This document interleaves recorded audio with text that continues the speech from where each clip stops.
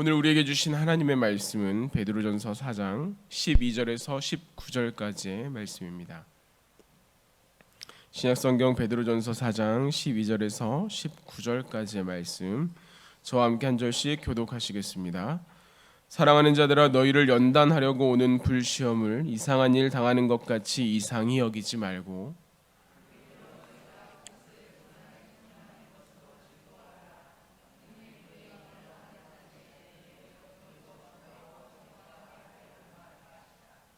너희가 그리스도의 이름으로 치욕을 당하면 복이 있는 자로다. 영광의 영 곧 하나님의 영이 너희 위에 계심이라.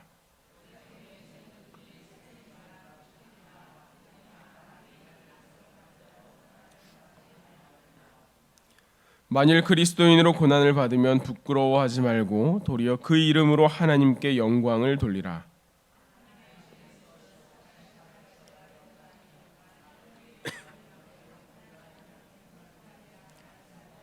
그 마지막은 어떠하며 또 의인이 겨우 구원을 받으면 경건하지 아니한 자와 죄인은 어디에 서리요? 그러므로 하나님의 뜻대로 고난을 받는 자들은 또한 선을 행하는 가운데 그 영혼을 미쁘신 창조주께 의탁할지어다. 아멘. 이 말씀 가운데 하나님께서 우리에게 주시는 그 뜻을 정확하게 알고 또한 그 은혜로 오늘이 풍성히 채워지기를 간절히 기원합니다. 오늘 베드로 사도가 이 주변에 있는 교회들에게 보낸 이 편지 가운데에는 많은 고난이 그들 가운데 있었음을 우리는 발견하게 됩니다. 오늘 우리가 같이 읽은 이 12절에서 19절까지 짧은 이 7절의 이 안에만 해도 고난, 치욕, 능욕이라는 단어가 무려 6번이나 반복돼서 나옵니다. 이 중에서 그리스도인에 관한 고난이 아닌 다른 것을 빼고도 그리스도인과 관련된 우리가 믿음을 따라 살아가는 것만 해서 6번이 나와요. 이만큼 그리스도인과 고난이라고 하는 단어는 굉장히 가까이에 있는 단어다라고 하는 것을 알 수 있습니다. 당시에 그리스도인들이 하나님을 믿고 예수 그리스도를 주로 고백하며 살아가는 것이 얼마나 힘들었는지, 그 안에서 믿음을 지키며 나아가는 것이 그들에게 얼마나 삶의 과제가 되었는지를 우리는 알 수 있습니다. 그러나 조금 멀리 떨어져서 한 걸음 뒤에서 살펴보게 되면 고난이라는 것은 사람이라면 누구나 겪으며 살아가는 것이라는 것을 우리는 알게 됩니다. 데모노 톨스토이가 쓴 인생이란 무엇인가라고 하는 그 책에 이 고난을 설명하는 짧은 글이 나오는데요. 요약하면 이렇습니다. 한 사람이 길을 가다가 구덩이에 빠지게 됩니다.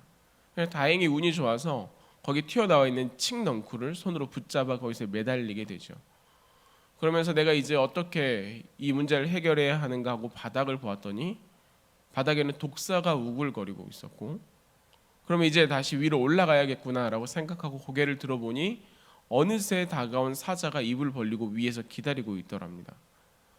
내가 이 문제를 이제 어떻게 해야 할 것인가, 내가 붙잡고 있는 이 칡넝쿨이 나를 얼마나 도와줄 수 있을까 하면서 보았더니 이제는 흰 쥐와 검은 쥐가 번갈아 나오면서 그 칡넝쿨을 갉아먹고 있더랍니다. 아래로는 독사가 있고 위로는 사자가 입을 벌리고 있고, 내가 붙잡고 있는 이 칡은 쥐가 와서 계속 갉아서 이제는 언제 떨어질지 모르는 이 상황 가운데 바로 옆에 보니까 벌꿀이 있는 그 벌통이 달려 있었고 거기에서 가득히 담긴 꿀에 방울이 떨어지려고 하고 있더랍니다. 그래서 얼른 손을 내밀어 그 중에 한 방울을 먹고 달다 라고 말하는 게 인생이라고 하는 거예요. 우리 삶 가운데 계속 끝이 보이는 시련과 연속된 고난이 있지만 순간적인 행복감으로 잠시 잊으며 견디는 것이 우리가 살아가는 인생이다라고 이 문호 톨스토이가 우리에게 이야기하는 것입니다. 고난은 우리에게 늘 있다라고 하는 거예요. 그런 의미에서 고난은 우리가 피할 수 있는 것은 아니죠. 성도라고 해서 그리스도를 믿는 사람이라고 해서 이 고난을 피할 수 있는 것은 아닙니다. 그렇다면 무엇이 다른가? 그리스도인이라면 무엇이 이 고난을 대하는 태도가 다른가? 근데 방금 말씀드린 것처럼 이 고난을 우리가 어떻게 대하고 있고 어떻게 이것을 상대하는지 태도가 다른 것이 그리스도인이라고 말합니다. 그리스도인이라고 해도 고난은 동일하게 주어지지요. 더구나 믿음으로 인한 고난은 세상 사람들은 겪지 않는 그리스도인들만이 가지는 특별한 고난입니다. 그래서 성경에는 끊임없이 고난 가운데 하나님께서 어떻게 일하셨는지, 이 고난을 통해 하나님께서 어떻게 말씀하시는지, 우리가 잘 알고 있는 아브라함이나 이삭이나 야곱이나 우리가 생각하는 모세나 다윗이나 모두가 고난 가운데서 어떻게 하나님을 예배하고 하나님을 따라 나아가는지를 끊임없이 우리에게 말해주고 있습니다. 그래서 욥은 고난의 상징이라고 말할 수 있는 이 욥은 고난 가운데서 나의 가는 길을 그가 아시나니 그가 나를 단련하신 후에는 내가 정금같이 되어 나오리라, 이렇게 이야기합니다. 고난은 나를 연단하여 하나님 앞에서 정금 같게 하는 것, 이렇게 표현한다라고 하는 거예요. 사도 요한 역시 고난에 대해서 이렇게 말합니다. 무릇 하나님께로 난 자마다 세상을 이기느니라. 세상을 이기는 승리는 이것이니 믿음이니라. 우리가 이 세상을 살아가면서는 늘 전쟁과 같은 고난을 겪으며 살아가지만 이것을 이길 수 있는 것이 무엇인가? 믿음이다라고 우리에게 당부하고 있는 것이에요. 하나님을 예배하고 예수 그리스도를 믿고 그것을 붙잡고 살아가는 사람들에게 이 고난이라고 하는 단어가 사라질 수 없는, 우리에게 이 주변에 우리가 살아가는 모든 일 가운데 이 고난이 가까이에 있는 것입니다. 우리가 함께 읽은 이 베드로전서의 이 말씀에도 같은 맥락에서 우리에게 권면합니다. 12절과 13절 말씀 같이 한번 읽어보겠습니다. 사랑하는 자들아, 너희를 연단하려고 오는 불시험을 이상한 일 당하는 것 같이 이상히 여기지 말라. 오히려 너희가 그리스도의 고난에 참여하는 것으로 즐거워하라. 이는 그의 영광을 나타내실 때 너희로 즐거워하고 기뻐하게 하려 함이라. 여기서 발견되는 사도 베드로의 권면은 고난을 즐거워하라라고 말합니다. 고난에 참여하라라고 말을 해요. 이것은 고난을 당하다라는 의미와는 조금 다릅니다. 능동적으로 내가 그 고난 가운데 나아감을 의미해요. 예수 그리스도를 믿는 믿음, 그로 인해 주어지는 고난, 거기에 나는 피하지 말고 능동적으로 대하라, 이렇게 표현합니다. 이 고난에 참여함은 몇 해 전에, 10여 년 전에 필리핀의 어떤 사람이 십자가에 달려 죽은 사건이 있습니다. 물론 죽은 게 아니라 십자가에 달렸다가 도망쳐 내려온 사건이 있어요. 이 십자가의 고난이 어떠한지를 내가 해보겠다라고 했던 건데 못하고 도망 내려왔어요. 고난에 참여하다라고 하는 것이 이처럼 십자가에 똑같이 박히다, 이런 의미는 아닙니다.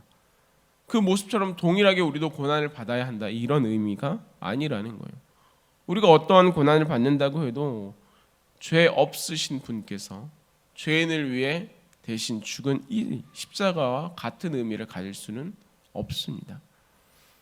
즉, 이 고난의 참여는 이런 동일한 고난의 형태를 말하는 것이 아니라 내 안에 가지고 있는, 내 삶 가운데 나타나는 옛 습관과의 처절한 싸움입니다. 이를 사도 바울은 에베소서에 이렇게 말합니다. 너희는 유혹의 욕심을 따라 썩어져가는 구습을 따르는 옛 사람을 벗어버리고 오직 너희의 심령이 새롭게 되어 하나님을 따라 의와 진리의 거룩함으로 지으심을 받은 새 사람을 입으라. 이 구절을 모르는 그리스도인들은 없습니다. 그러나 선을 행하기 원하는 나에게 악이 함께 있어서 예수 그리스도를 믿는 새 사람이 되었음에도 불구하고 옛 사람에 대한 고난이, 갈등이 우리 안에 여전히 존재하고 있다는 것입니다.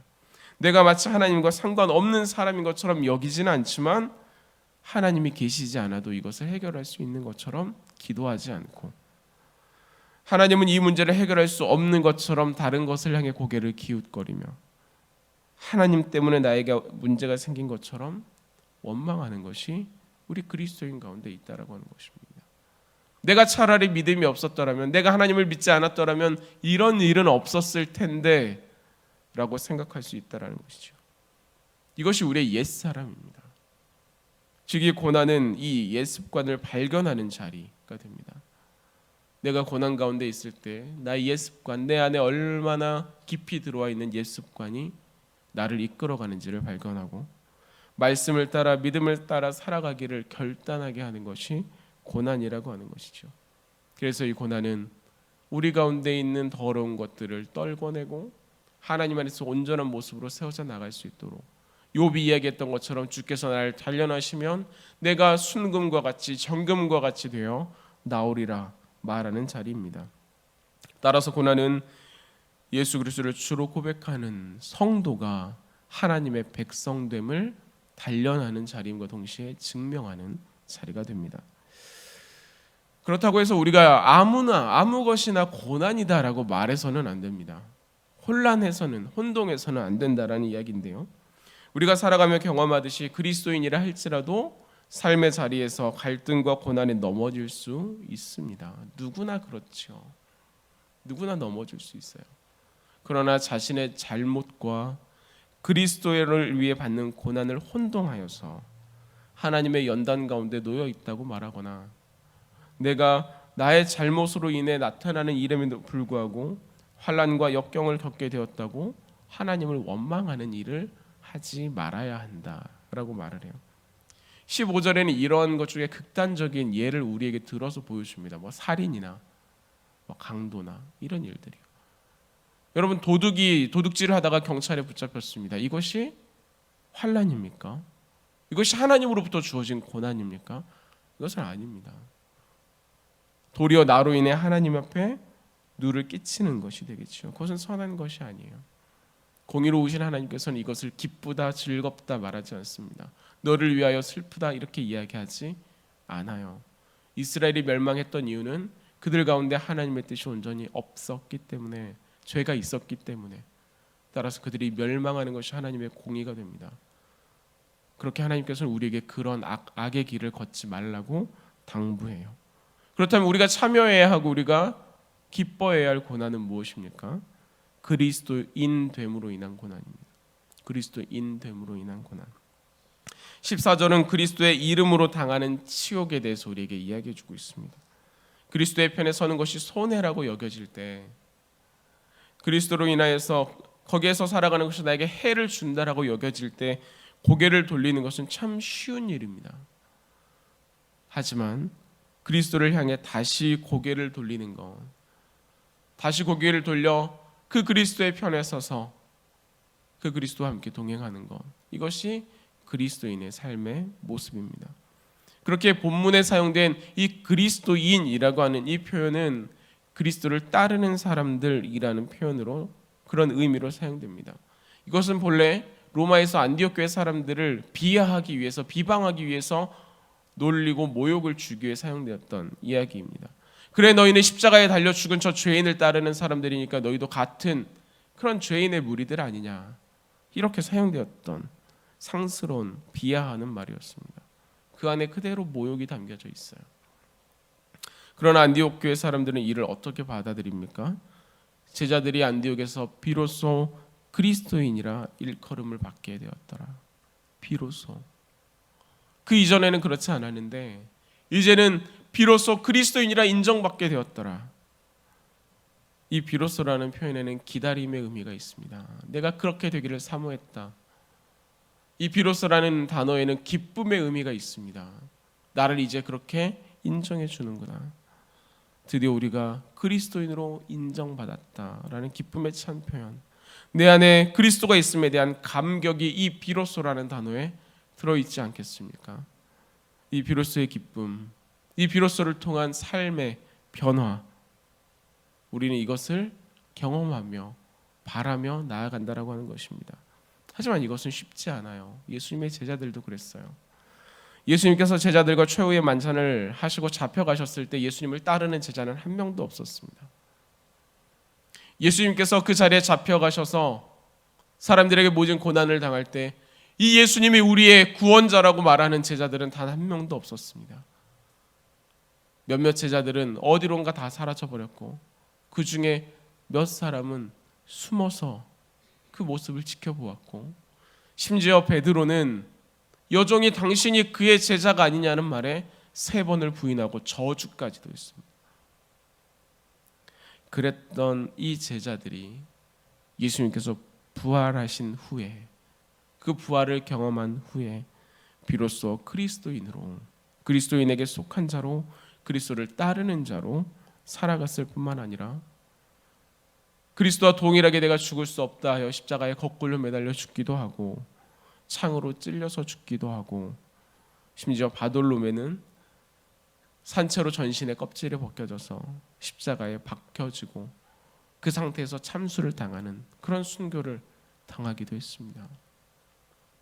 비로소 그리스도인, 이 단어는 우리에게 기쁨과 감격에 찬 단어이지만 동시에 그리스도인이란 단어와 함께 이 세상과 내가 구별되어 있음을 상징하는 단어이기도 합니다. 그렇게 하나님을 따라 나아가지 아니하고 그리스도를 따라 나아가지 아니하고 이 세상의 가치를 따라 살아가는 이 땅 가운데 그리스도인은 고난을 받을 수밖에 없습니다. 우리는 다른 영역 가운데 살아가니까요. 예수 그리스도 그 이름으로 인한 고난입니다. 예수님께서도 당하셨고 제자들도 겪은 고난입니다. 이 고난은 내가 이 세상이 아닌 그리스도께 속했음을 말해주는 증거로서 우리에게 다시 한번 우리를 돌아보게 만드는 것이죠. 그러기에 오늘의 마지막 말씀 19절은 우리에게 이렇게 당부하고 있습니다. 그러므로 하나님의 뜻대로 고난을 받는 자들은 또한 선을 행하는 가운데 그 영혼을 미쁘신 창조주께 의탁할지어다. 그럴 때 우리가 이 복음을 내가 부끄러워하지 아니하고 예수 그리스도를 부끄러워하지 아니하고 예수 그리스도를 의지하는 믿음과 그 뜻 가운데 우리가 나아가면서 모든 믿는 자에게 구원을 주시는 하나님의 능력이 되는 이 복음을 더욱 의지하여 붙들어 미쁘신 창조주께 모든 것을 만드신 그분께 모든 것을 하실 수 있는 그분께 광야에서 길을 내시고 만나를 내리시는 불기둥과 구름기둥으로 우리를 이끌어 가시며 선한 목자로 우리에게 말씀해 주시는 그 하나님 안에서 내 앞에 있는 이 환난 피할 길을 내실 뿐만 아니라 능히 승리하게 하시는 그 하나님을 의지하여 오늘도 내 앞에 주어지는 환난이 있지만 내 믿음 흔들리지 아니하고 주를 의지하여 승리하며 살아갈 수 있도록 하나님께서 우리에게 다가오시고 또한 당부한다라고 하는 것입니다. 사랑하는 성도 여러분, 오늘을 살아가는데 어쩌면 우리는 그리스도인 됨으로 인하여서 많은 유혹에 시달릴 수도 있습니다. 나와 같이 거짓을 행하자, 나와 같이 불의를 따라가자, 왜 너만 다르냐, 다 똑같지 않냐. 그러나 여러분, 그리스도인 됨은 내가 그리스도를 택하고 세상이 아닌 그리스도에 속하여 그들과 다른 하나님 안의 온전함을 내 안에 지켜 살아가는 것이기에 그러한 불의함에 내가 참여하지 아니하고 온전한 믿음을 지켜 시험과 고난과 환난이 있다 할지라도 나를 이끄시는 그 하나님의 은혜를 붙들어 나아가는 것이기에 오늘 그 환난의 자리, 그 어려움의 자리에서도 믿음을 지키시길 바라고 영광의 영이신 성령께서 여러분을 승리하게 하시는 그 은혜를, 그 경험을 오늘 여러분 누려가시기를, 그래서 이전보다 더욱 하나님께 가까이 나아가는, 하나님으로 인하여서 더욱 단단히 서가는 여러분 되시기를 주님의 이름으로 기원합니다.